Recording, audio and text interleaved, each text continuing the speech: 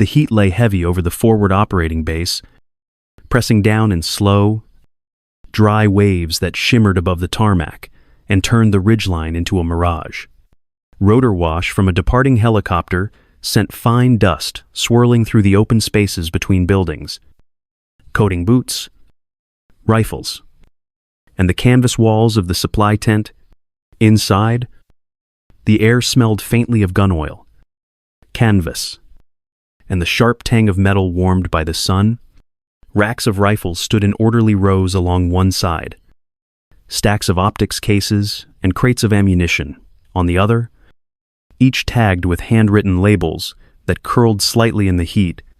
Lena Hartley worked alone at the counter, her sleeves neat, her hair pulled back without a single strand out of place. In her mid-30s, she carried herself with the quiet precision of someone who knew every corner of her workspace. Her hands moved without wasted motion as she checked each weapon and recorded its serial number in the logbook. The faint scratch of her pen was nearly drowned out when the flaps swung wide and the new Marine squad filed in, bringing with them a rush of heat, noise, and easy confidence. Their boots scuffed the floor, leaving trails of sand across the mat. They moved in a loose cluster, trading jokes about the flight in and the state of the barracks. One leaned against the counter, glancing over the racks as if he were browsing a store. Lena acknowledged them with a polite nod and began processing their requisitions. The banter rolled on around her, punctuated by bursts of laughter. When she handed a rifle across the counter to one of the younger Marines, she paused, her eyes flicking to the scope mount. "Your rear ring's out of alignment. It'll pull your shot left at range," she said in a calm, even tone. He grinned, tucking the weapon under his arm. "I'll manage," he replied, his voice light with dismissal. "Don't need perfection to hit steel." His friends chuckled, and the conversation turned back to a story about a range day at their last post. Lena said nothing, simply sliding the paperwork toward him for a signature. In the corner of the desk, half hidden under a stack of forms, sat a dusty photo frame. The glass was smudged, and the image inside was partly obscured, but it showed the back of a figure in a ghillie suit, the desert horizon stretching wide and pale beyond them. None of the Marines noticed it.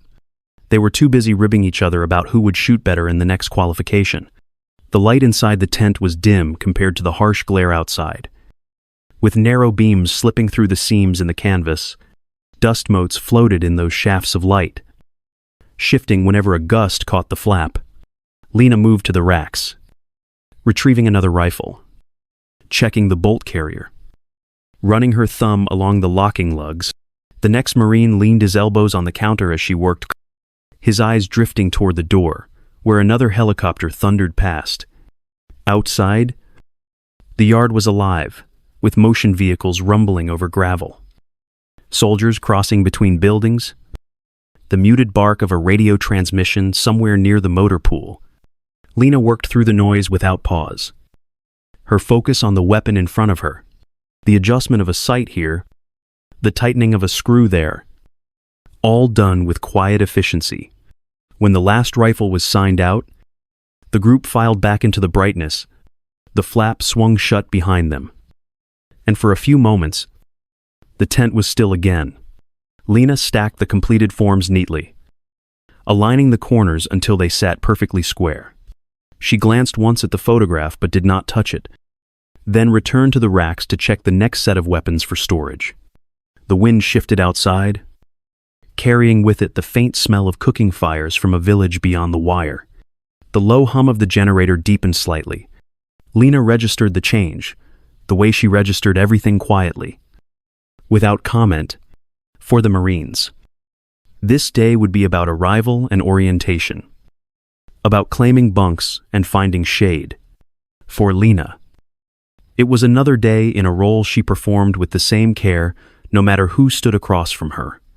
To them, she was a supply clerk, someone who signed off on gear and kept the shelves in order.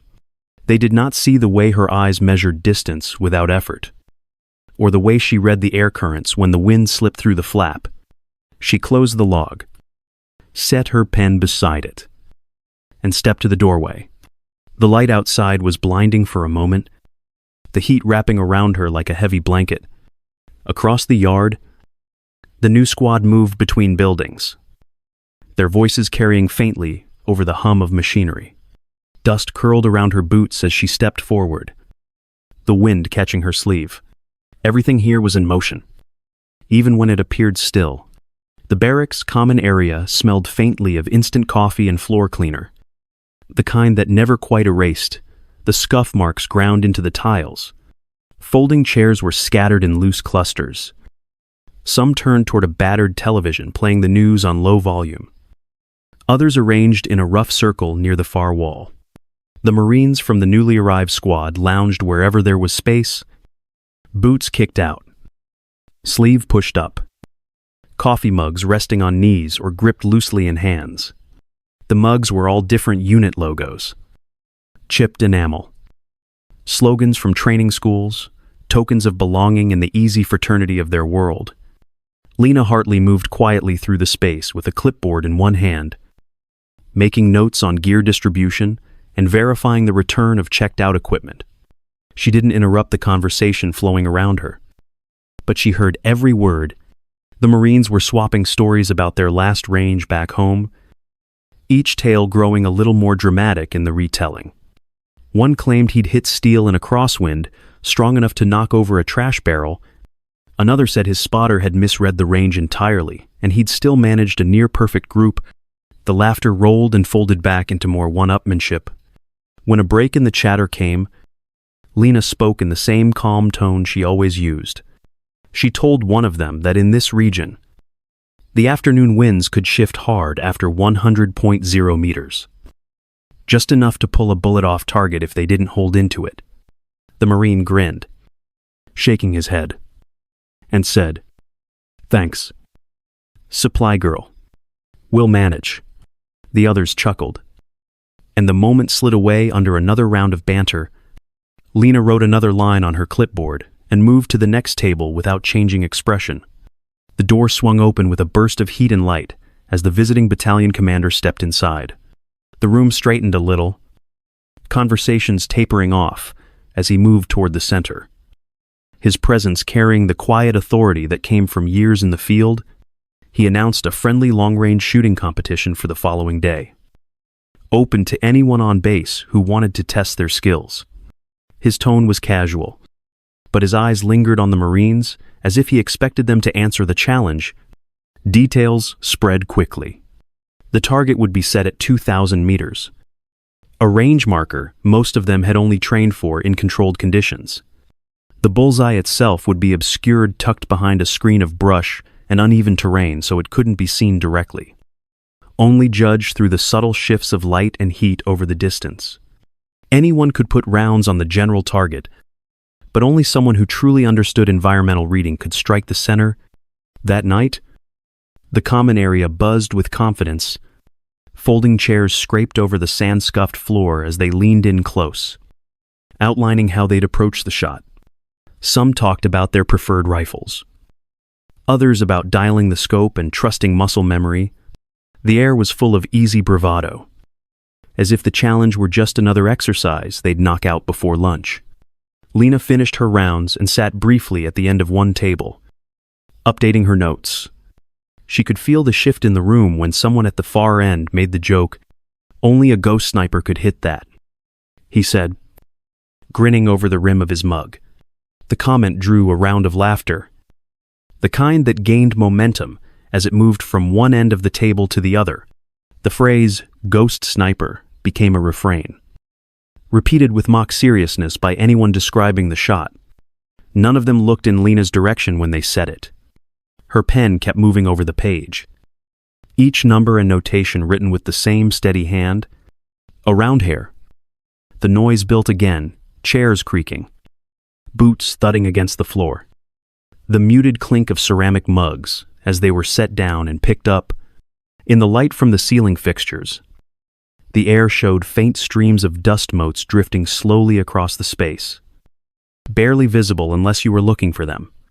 Lena noticed them.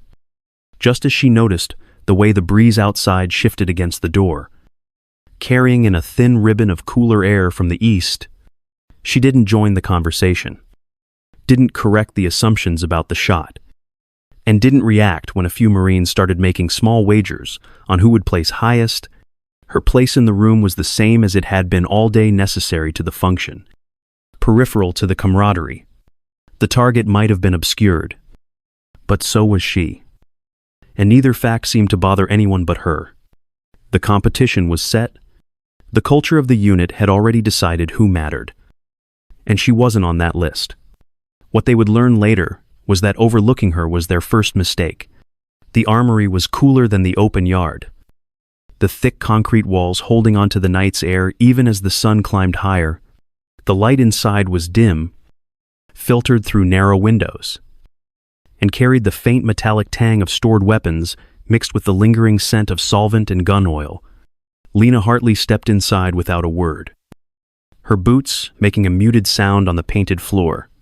She moved to the rack where the M2010 enhanced sniper rifle sat cradled in its mount. The matte finish absorbed the low light, its lines clean, its form as familiar to her as the shape of her own hands. She lifted it free, the weight settling naturally into her grip. Setting it on the workbench, she unlocked the case containing the suppressor and began threading it onto the barrel. Her fingers moving with practiced certainty, she checked the action, cycled it once, and then began the deliberate process of adjusting the scope. Each measured click of the turret was quiet but distinct, a rhythm she had known for years. She made no unnecessary movements, no quick jerks or second guesses, only the steady calibration of someone who understood that accuracy lived in the fine details. When she was done, she loaded the rifle into its case, slung it over her shoulder, and stepped back into the heat. The walk to the firing line took her past the Marines clustered under a shade canopy, their voices raised in good-natured competition. She didn't stop. The gravel shifted under her boots, the air shimmering above the hard-packed ground. Out at 2,000 meters, the target was just visible, an angular outline against the muted backdrop of brush and uneven terrain. The bullseye itself was hidden, blocked by a screen of foliage, placed to make the shot impossible to see directly. Lena set the case down on the bench and opened it, the hinges giving a soft, metallic creak.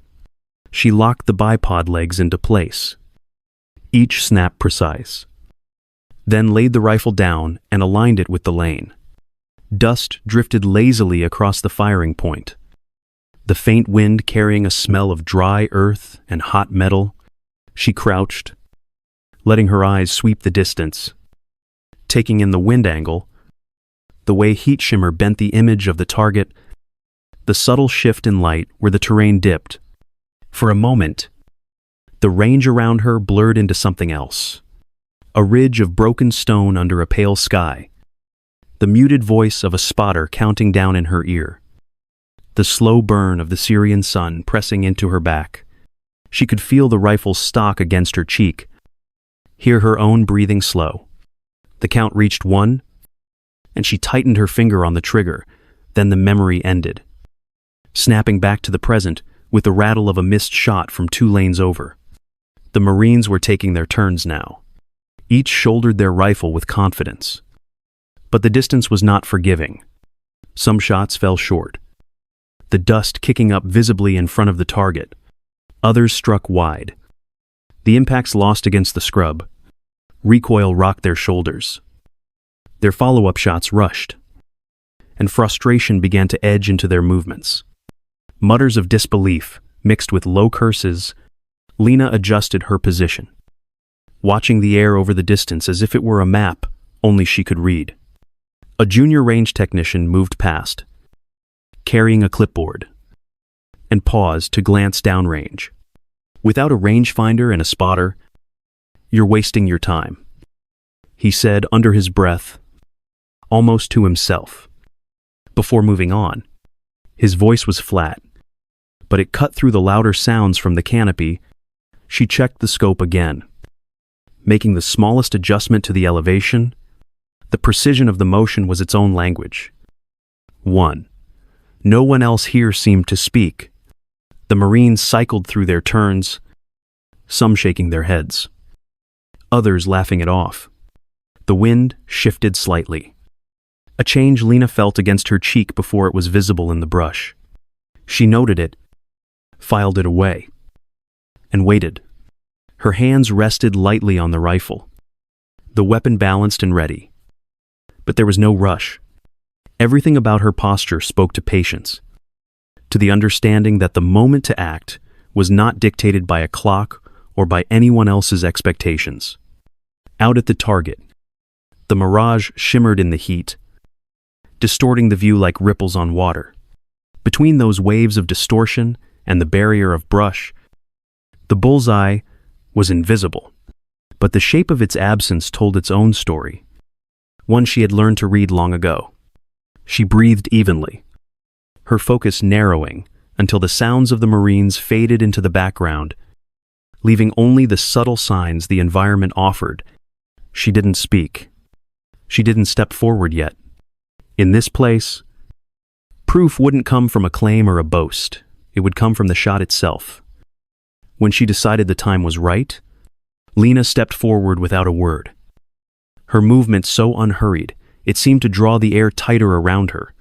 The Marines, who had been leaning against the canopy posts or trading jabs about missed shots, shifted to watch, their easy banter falling away.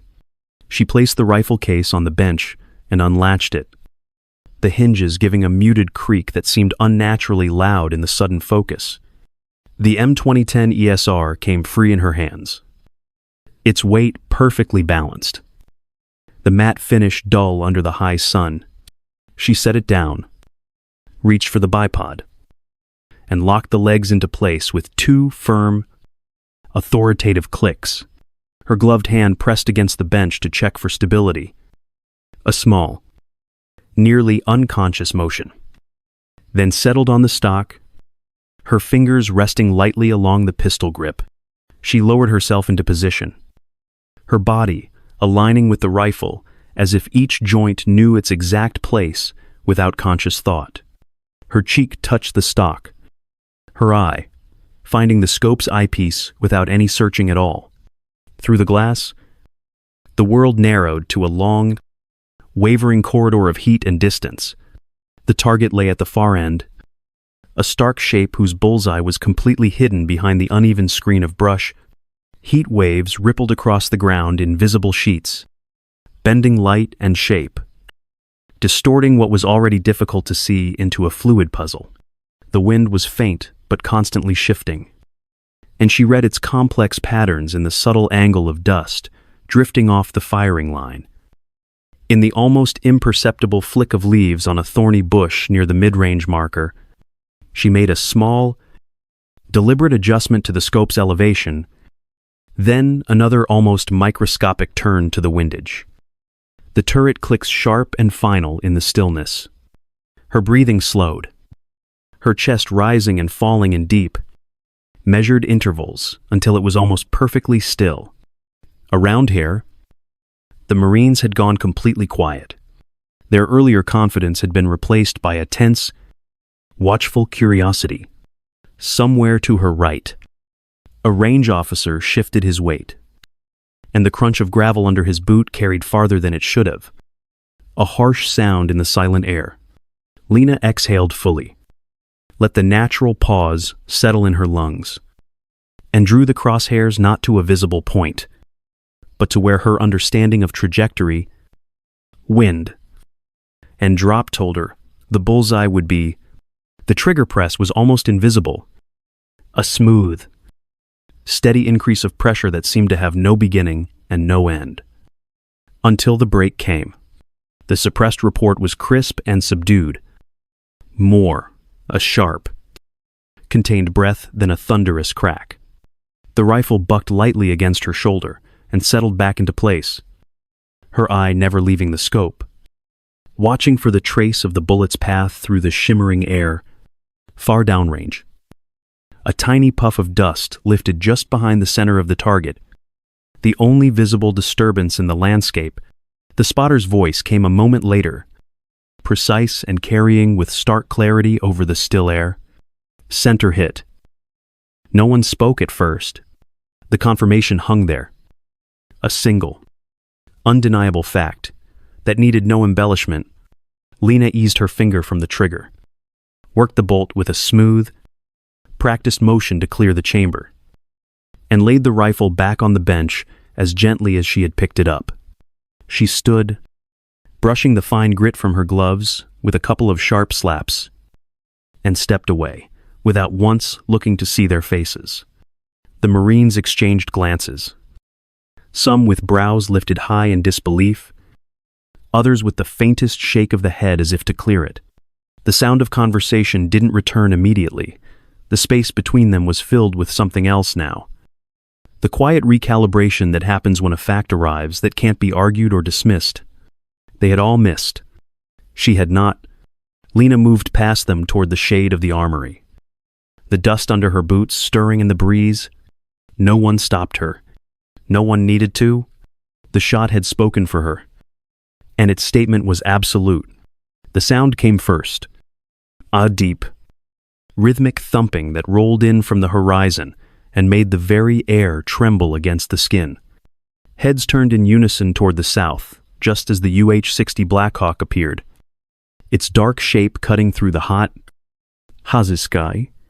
As it descended rapidly toward the range, the wind from its massive rotors pushed a solid wall of dust outward, scattering loose grit across boots and rattling the empty brass casings on the ground. The Marines near the firing line instinctively raised arms to shield their eyes, their tentative conversations breaking apart completely under the overwhelming rush of engine noise. Lena Hartley stood at her bench, the M2010 still resting on its bipod, unmoved by the chaos. She didn't look up until the helicopter had settled into a low hover and then came down hard enough for its skids to kiss the packed dirt with a final thud. The rotor wash swept across the line like a physical force, lifting the edges of tarps and sending sand swirling into the creases of uniforms. Through the brown cloud, a high-ranking officer stepped out, his movement unhurried and economical, his boots already weathered from countless miles of wear. The subdued patches on his sleeves blended almost perfectly into the deep olive tone of his uniform. But the polished rank insignia on his collar caught the sun. His gaze moved steadily over the gathered group, skimming past the younger Marines who had been shooting earlier with an air of disinterest. When his eyes found Lena, they stopped. The expression that crossed his face was not one of surprise alone, but of deep, weary recognition, the kind that carried its own weight and history. He walked forward, his steps purposeful, until he was close enough that his voice would carry over the dying whine of the turbines. "Didn't expect to see you again. Gold Ghost," he said, his voice level. The words landed like a physical shot. A couple of Marines standing nearby straightened without meaning to, their eyes darting toward her and then back at each other in confusion. The name passed between them in low, uncertain murmurs, repeated as if saying it might make its meaning clearer. It was a call sign, obviously, but one they'd never heard. A piece of a story they had no access to. None of them seemed to know what to do with the information. Lena said nothing. She simply reached forward, opened the rifle's bolt, and drew it back with a clean, metallic slide. The spent casing ejected from the chamber and dropped neatly into her open palm. She set it carefully on the bench, checked the empty chamber with a practiced glance, and closed the action with a solid click. Her gloves brushed against the rifle's cool, matte surface as she engaged the safety. Every movement was deliberate, efficient, and utterly devoid of performance. It was simply the way she worked. The officer watched her for a moment longer, a flicker of something unreadable in his eyes, then stepped aside to speak with the range staff in low percenton, clipped tones. The Marines nearby shifted their weight, their postures leaning slightly toward one another as if for collective support. Some pretended to busy themselves with their own rifles or gear, but their eyes kept darting back to her. A couple pulled out phones, thumbs moving quickly across screens. Whatever they searched for, it didn't give them much, just blocked pages, redacted lines, and classified mission notices. The name they had just heard didn't appear in any public forum that could explain what they had just witnessed. The dust settled in slow, las espirals, drifting around Lena's boots as she methodically lifted the rifle and placed it back into its form-fitting case. She latched it closed, the 2 clicks sharp and final in the quiet that had completely replaced the earlier noise. Without looking at anyone, she turned and began walking back toward the armory, the weight of the case steady and familiar against her side. Behind her, the murmurs continued, more cautious and speculative now. The target at 2,000 meters stood untouched by any other shot, the center marked only by the single, perfect hole she had placed there. Whatever the Marines had thought about the quiet supply clerk that morning had been irrevocably shifted in the span of a single exchange and a single, legendary sentence. The balance of power in the space had tilted, and they all knew it. Even if they couldn't possibly explain why, the helicopter's engine whined higher as the officer prepared to lift off again. His business concluded, the rotor wash kicked up another blinding surge of dust, briefly clouding the entire firing line.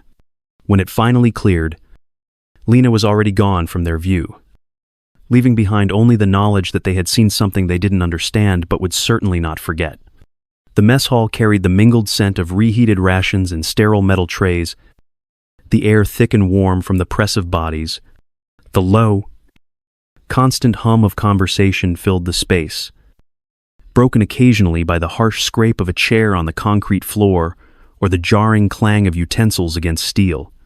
Lena Hartley moved through the line with a tray balanced in her hands, the routine so familiar it required no thought at all. Around her, conversations dipped briefly, almost imperceptibly. As Marines registered her presence, eyes would follow her for a moment before flicking quickly back to their meals. At one table, 2 Marines sat with phones in their hands, their thumbs scrolling quickly, their brows tightening in frustration as they hit one blocked page and classified notice after another. Whatever they were searching for, it wasn't giving them anything they could easily understand or repeat. At another table, a senior NCO leaned slightly toward the lance corporal beside him, his voice pitched just low enough to be a private murmur. Lena caught only a fragment of it as she passed something about an entire insurgent leadership cell brought down in a single, impossible shot, a mission that had never officially happened, buried in records no one could access. The younger Marine asked a question in a hushed, awed tone, but the NCO just shook his head slowly and went back to eating his food. Lena found an empty seat at the far edge of the room. Away from the main clusters of soldiers, she ate without hurry, her gaze on nothing in particular. Her Expression neutral. A few more curious glances came her way, shadowed with a new kind of respect. But no one approached her table. The general noise of the hall rolled on, yet it carried a new, tense undercurrent, an awareness that hadn't been there before the events on the range. Later, back in the stark privacy of her quarters, the quiet felt almost heavy after the mess hall's drone. The single desk lamp cast a narrow, warm circle of light across the table, leaving the rest of the small, functional space in deep shadow. The M2010 ESR lay field-stripped on a clean cloth, each component arranged in precise, almost surgical order. Lena worked through the cleaning process with steady, practiced movements that were both a ritual and a meditation. The soft, metallic clink of metal on metal, the gentle pull of the oil-soaked cleaning rod through the barrel, the faint, sharp scent of solvent. Each step was deliberate, unhurried, and deeply ingrained.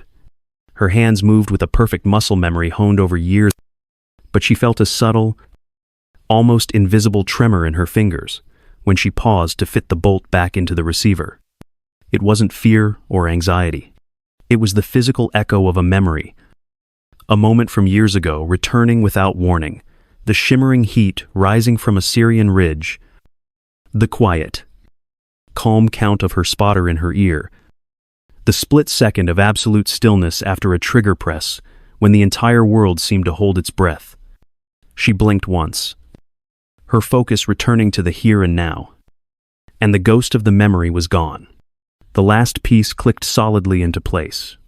She set the reassembled rifle aside, wiped her hands on a clean rag, and sat back, letting the lamp's light pool over the clean, dark metal. Outside, a faint breeze pushed against the thin window, carrying the almost silent sound of dust and sand skittering over the building's outer walls. Inside, everything was still. And for now, that was enough. The morning light came soft and diffused through a haze of lingering dust, turning the hard edges of the forward operating base into muted and distinct shapes. The low, monotonous hum of generators formed a steady backdrop as Lena Hartley walked the perimeter line, clipboard in hand, her boots pressed into the loose gravel with a slow, rhythmic crunch. Each step measured, and even as she checked the integrity of the razor wire, the gate locks, and the marked equipment storage points along the fence line, the air was still cool enough to hold the faint, acrid smell of diesel. A temporary reprieve before the oppressive heat returned with the rising sun. Near the sandbag positions at the main gate, a few Marines leaned in what they hoped were casual stances, coffee mugs cradled in their hands, their rifles slung low and loose. Their morning conversations faltered and then died completely as she passed. No one called out a greeting to her. No jokes were made about the supply girl. Instead, there was a quiet, almost formal shift in their posture, heads turning slightly to watch her, eyes following her until she moved beyond their immediate view. Further down the line, a pair of mechanics working on a Humvee paused mid-motion, tools in hand, watching her walk with the same even unreadable pace as she had the day before the competition. The difference now was what they saw when they looked at her. Lena noted a loose strand of communications cable near a guard post that needed securing and made a quick, neat mark on her list before moving on. Her posture never changed, calm, steady, unhurried, and entirely self-contained. A faint breeze moved across the yard, lifting the fine beige dust at her boots so it swirled in a brief, elegant vortex before settling again. At the far corner of the perimeter, she stopped. Beyond the wire fence, the land stretched open and pale, the distant horizon blurred by distance and the first signs of heat shimmer. She stood for a long moment, looking outward, not at the landscape itself, but through it, as if measuring something no one else could see. The clipboard hung loose and forgotten at her side. Then, with a slow turn, she continued on her route. The respect she carried now was unspoken, a silent field that moved with her. And the name Gold Ghost remained in the air, a piece of living legend, whether anyone dared to say it aloud or not.